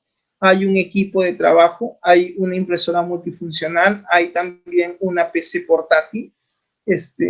Y acá tenemos otra PC portátil. Una de ellas lo utiliza un usuario llamado Sergio y otra lo utiliza el usuario llamado Gema. Ambos se van a conectar inalámbricamente al punto de acceso inalámbrico, que a su vez se conecta a la red LAN y también se conectan a dos servidores. Como por ejemplo,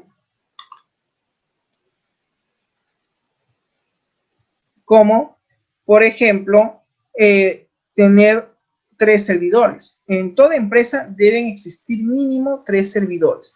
¿Cuáles serían esos 3 servidores? Un servidor de base de datos, o sea, un servidor del database donde vamos a crear la base de datos, ya sea pues un servidor para Oracle o un servidor de MySQL o un servidor PostgreSQL o un servidor de SQL Server.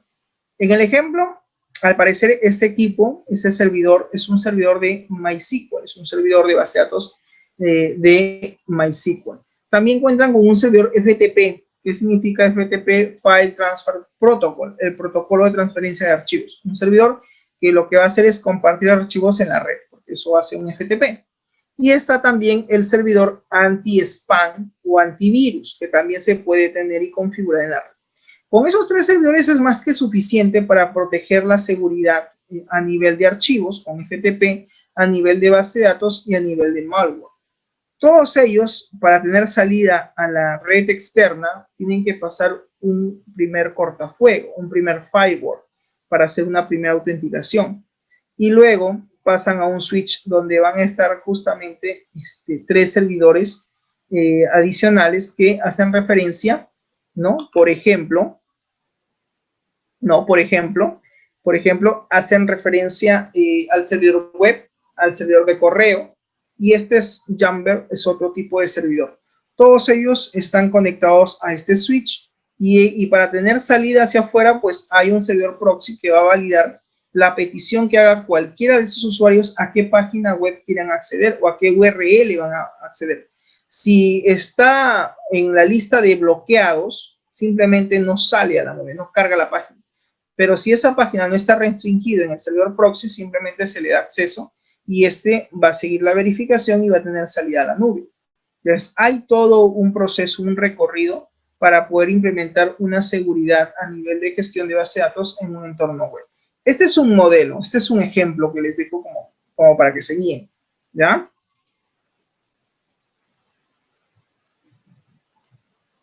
Bien, a continuación tenemos cómo es que se administra una base de datos. Bien, en toda empresa vamos a tener una red LAN. Esta red LAN tiene a su vez una serie de equipos que están conectadas y esa red LAN pues debe tener acceso a un firewall. Este firewall tiene acceso a un servidor, al servidor de la base de datos y también a un servidor remoto.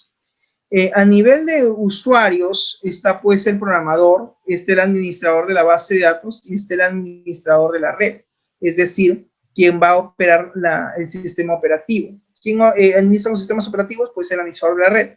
¿Quién se encarga de configurar la base de datos? Pues está el administrador, en este caso, de la base de datos. ¿Y quién va a desarrollar el sistema? Pues quien va a desarrollar el sistema es básicamente el programador, el desarrollador.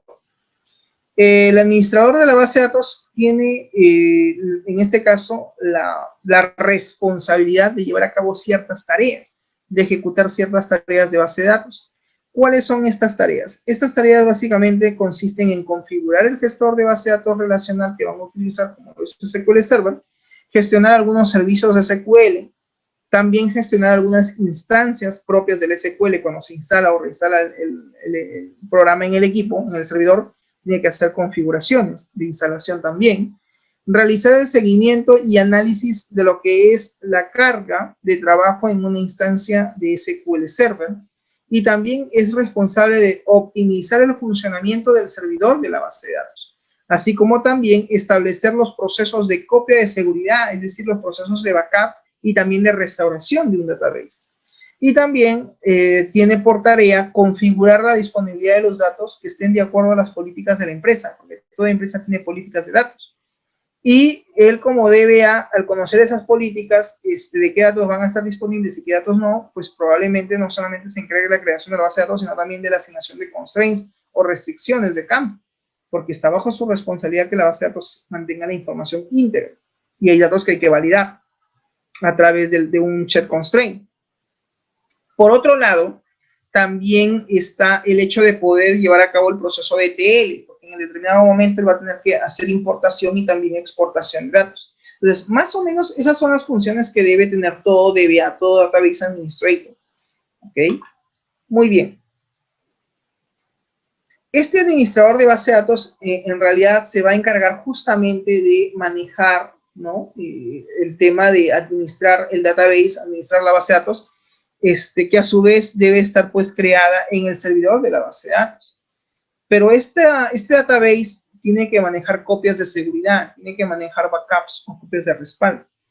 La empresa, como toda organización, tiene ciertas necesidades en cuanto a su información. Necesidades, por ejemplo, de la información a nivel operativa, a nivel táctica y a nivel estratégica. A nivel operacional, utilizan la información de una organización, ¿quién? Sus colaboradores, el personal que labora en el día a día, y esto lo hacen mediante los sistemas transaccionales. A nivel de necesidad de tener al alcance información de la empresa, a nivel táctica, a nivel estratégica, esto obviamente se va a tener que asignar básicamente sobre sistemas de tipo, por ejemplo, Business Intelligence, o Business Analytics, o Business Analytics o Big Data, ¿no? O Machine Learning. Va a depender básicamente de qué analítica de datos quieran realizar, pero esta analítica o se realiza con un tema meramente táctico o meramente estratégico. ¿Quiénes realizan, digamos, quienes toman decisiones a nivel táctica? Lo hacen pues los jefes de área, ¿no? Los gerentes o jefes de área necesitan tomar decisiones a nivel táctico. A nivel estratégico, pues está la alta dirección, está la gerencia. Entonces, Cuando la empresa necesita tomar decisiones, necesita de información. Y el corazón, por así decirlo, el núcleo principal de una base de datos, de un sistema de información, es su base de datos. O sea, la base de datos es el elemento clave para poder tener acceso a la información que la empresa requiera o que necesite, digamos, tener a la mano, ¿no? Esta base de datos tiene que manejar copias de seguridad, claro que sí, y estos backups o estas copias de seguridad tienen que estar en servidores remotos, en servidores que no necesariamente van a estar físicamente dentro de la empresa, ¿ok? Muy bien, las necesidades de la información como tal, si es que la empresa requiere este tipo de, digamos, sistemas, ¿no? Necesita tomar decisiones a nivel táctica o estratégica, necesitan de sistemas OLAP, necesitan de los famosos sistemas de soporte a la toma de decisiones, que en inglés pues vienen a ser los System Support Decision, o los sistemas de soporte a la toma de decisiones. Y este tipo de sistemas pues manejan una estructura dimensional, es decir, manejan un cubo lab, ¿no? Inclusive este tipo de sistemas necesitan también de un propio database. Por eso que al inicio de la clase decía cuántos tipos de bases de datos existen. Hay dos. Por un lado tenemos las bases de datos relacionales y por otro lado tenemos los data marts o los data warehouse, que son bases de datos que también contienen información. Un data mart o un data warehouse va a tener información de su base de datos transaccional a través del proceso de TL. ¿Quién lleva a cabo el proceso de TL? El administrador de la base de datos. O sea, el administrador de la base de datos, el database administrator tiene que manejar muy bien el tema de procesos de importación y exportación de datos. ¿SQL Server Data Tools? Sí, puede ser una herramienta a utilizar a través de los proyectos de integration de service para poder justamente llevar a cabo el proceso de TL. Y al final, si te das cuenta, tanto un database relacional como una base de datos dimensional, ya sea un data mart o un data warehouse, necesita la empresa manejar copias de respaldo, copias de seguridad, backups, y esos backups, tanto de la base de datos relacional como de los data mart o data warehouse que podría tener o existir dentro de la empresa, pues tienen que estar almacenados en un servidor remoto, en un servidor que no necesariamente está físicamente dentro de la empresa. Y entre el usuario que va a necesitar sacar información de este tipo de sistemas, pues tiene que haber un principio de seguridad de acceso. Eso también es fundamental que se maneje. ¿Ok? Entonces, esto más o menos es un poco el esquema de cómo es que se debe manejar en una empresa, ¿no? Su información a nivel de base de datos y que seguramente hay que aplicar ciertas políticas, ¿no? En cuanto de control y acceso a la información. Conclusiones. Podemos decir entonces que las bases de datos han hecho avances significativos en el manejo de la seguridad de las bases de datos. 2. Varias de las aplicaciones que manejamos a nuestro vivir diario o en nuestra vida diaria se rigen muchas veces por la confidencialidad, que se necesitan de modelos que deben estar más sofisticados de seguridad y también de entidades bancarias, ¿no? O entidades médicas, departamentos gubernamentales, inteligencia militar, etc. O sea, la seguridad está en todas las áreas de conocimiento, en todos los campos de acción. Tiene que haber medidas de seguridad porque manejan información. Aunque la implementación de la seguridad más sofisticada no es tarea fácil, definitivamente no lo es, debemos hacer cierto esfuerzo dentro de las empresas por lograr justamente que los datos que esa empresa maneje estén siempre disponibles y lo más importante, sean seguros, sean accesibles en el momento que lo requieran los usuarios o los colaboradores de dicha empresa. Recomendaciones. Debemos delimitar, en este caso, debemos limitar el acceso a los usuarios y el número también de administradores que pueden existir dentro de la base de datos. 2. Debemos también recomendar que la empresa maneje backups, maneje copias de respaldo, copias de seguridad, de tal manera que puedan ellos tener un respaldo de su información. 3. Implementar métodos de autenticación para no dar libre acceso a la información a cualquier usuario no autorizado. 4, implementar seguridad a través de periféricos, tanto a nivel de hardware como también a nivel de software. 5, conocer cuáles son los diferentes tipos de ataques que puede sufrir nuestro servidor, donde se encuentra nuestra base de datos, y de qué manera podemos prevenir esos ataques con anticipación. 6, mantener los servidores de datos correctamente, adecuadamente protegidos en una sala de acceso restringido, es decir, en un ambiente restringido, donde no cualquiera va a tener acceso al servidor de la base de datos, solamente los database administrators, solamente los administradores de base de datos, que deben o pueden tener acceso a esos servidores de forma remota. Y por último, como última recomendación, la recomendación número 7, debemos de crear diferentes o diversas normas y procedimientos que determinen exactamente quiénes son las personas o los usuarios que van a tener acceso a la información que se maneja dentro del servidor a través de un marco jurídico, es decir, a través de un marco de normas, donde tú definas qué usuarios específicamente, bajo qué perfiles, con qué perfil de usuario se va a tener acceso al servidor. ¿Quiénes son esos usuarios? ¿Qué perfil van a tener? Y la accesibilidad al servidor es específicamente sobre qué tablas, sobre qué columnas, sobre qué campos, ¿no? Lo vimos hace un momento. Esto lo puedes hacer con la cláusula grant, con la cláusula DENI, ¿no? Tú puedes conceder o denegar o revocar permisos previamente concedidos a determinados usuarios. Pero tenemos que establecer ese nivel de seguridad dentro del servidor. Si no lo hacemos, pues no vamos a poder delimitar un mejor plan de seguridad a nivel de servidor. La creación de usuarios y la asignación de permisos es fundamental en todo sistema informático. Una siguiente recomendación es no usar superusuarios, es decir, no usar básicamente usuarios administradores o del perfil administrador en una base de datos para tareas diarias, es decir, para tareas como por ejemplo queries, consultas de datos o transacciones. Las cuentas dueñas, las cuentas propietarias, ¿no? No deben ser usadas para la ejecución de aplicaciones. Por ejemplo, la cuenta SA no. Para eso debemos crear una cuenta especial, ¿no? Aparte, para que lleve a cabo dicha transacción o dicha operación a través del software, a través de una aplicación. Los DBA, los Database Administrator, no deben tener privilegios para modificar o leer información de las aplicaciones. La actividad del sistema operativo que afecte justamente la base de datos debe estar restringida y siempre debe ser auditada. Claro, es decir, en aquel equipo que tú vas a convertir en servidor, pues va a tener un sistema operativo. Ese sistema operativo también hay que monitorear.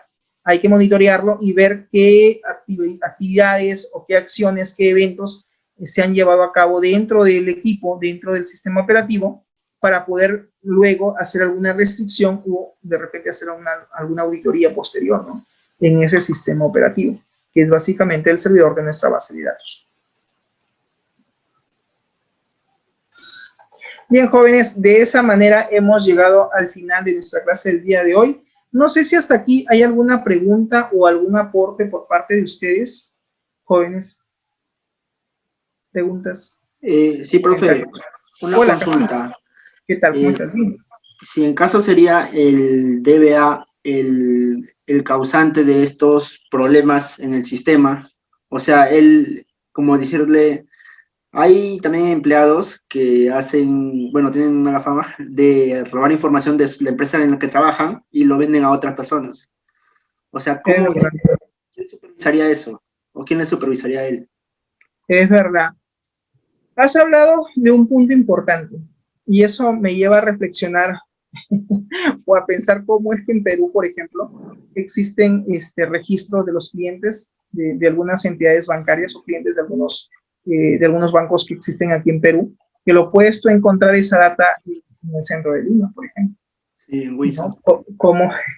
¿Cómo se filtró esa información? Tiene que haber obviamente personal dentro, ¿no? Personal no concientizado, que obviamente está haciendo su labor no tan, por así decirlo, digamos, no tan lícitamente, si quiero usar ese término. No, es un colaborador que de repente está filtrando o extrayendo datos fuera del marco jurídico, fuera del marco de repente legal de la empresa, ¿no? Porque toda empresa tiene sus propias políticas, sus propias normas, sus propios procedimientos.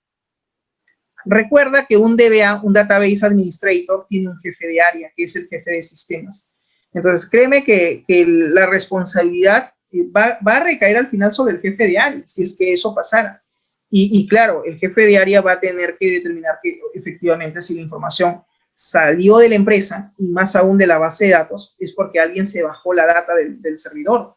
Y la responsabilidad recae sobre el Database Administrator, o sea, el administrador de la base de datos. ¿Cómo saber que fue él o no? Pues a través de procesos de auditoría. Los procesos de control de auditoría se tienen que dar a nivel de equipo, y para eso hay herramientas de software que te permiten auditar un servidor, que te permiten visualizar qué eventos se han llevado a cabo dentro del programa y qué usuario lo ha hecho. Por eso es que el tema de creación de usuarios es importante, porque quien se loguee con ese usuario sabemos que es el responsable. Ahora, no solamente llevando a cabo procesos de auditoría, sino también, por ejemplo, implementando un sistema de videovigilancia mediante cámaras IP. Si yo sé que al área de sistemas, específicamente donde está el data center o el centro de datos, donde está específicamente el servidor, nadie debe de ingresar.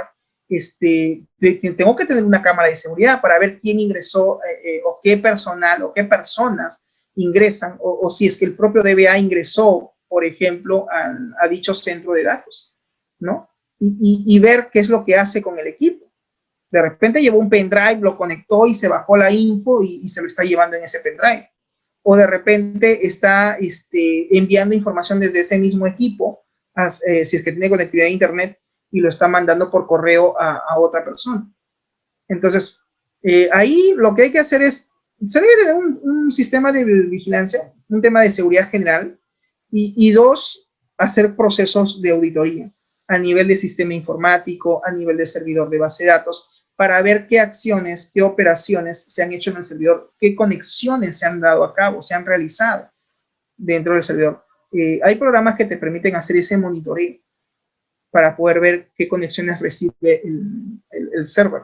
Porque también este señor puede haber conectado remotamente a través de escritorio remoto. Se conectó y se bajó la información, ¿no? Entonces, sí, hay que tener cuidado con eso. Eso que tú has hablado es muy importante. Porque si la información del servidor, de la base de datos, se filtra, sale hacia afuera, el único responsable es el DBA. O sea, él y la gente de sistemas. Claro, va a recaer el trabajo más sobre el DBA, porque es el DBA el responsable de salvaguardar la información que tiene el servidor. Y el jefe de sistemas, pues por ser jefe de área, ¿no? Tiene que estar informado de lo que pasa en la empresa. Y generalmente esos cargos son cargos claves. O sea, es personal que te digo que hay que seleccionarlo con pinzas, ¿no? Porque le vamos a dar el cuidado de nuestra data como empresa. Sí, es verdad. Muy bien, ¿algún otro comentario? ¿Algún otro aporte o pregunta? ¿Estamos claros? ¿Sí? Bien, ok. Entonces, jóvenes, gracias por el aporte, por el comentario, por la pregunta del compañero Castillo Utrilla Robin. Bien, jóvenes, entonces, de esa manera hemos llegado al final de nuestra transmisión del día de hoy. Gracias por su atención y conmigo será hasta la próxima. Nos vemos, cuídense. Chau, chau.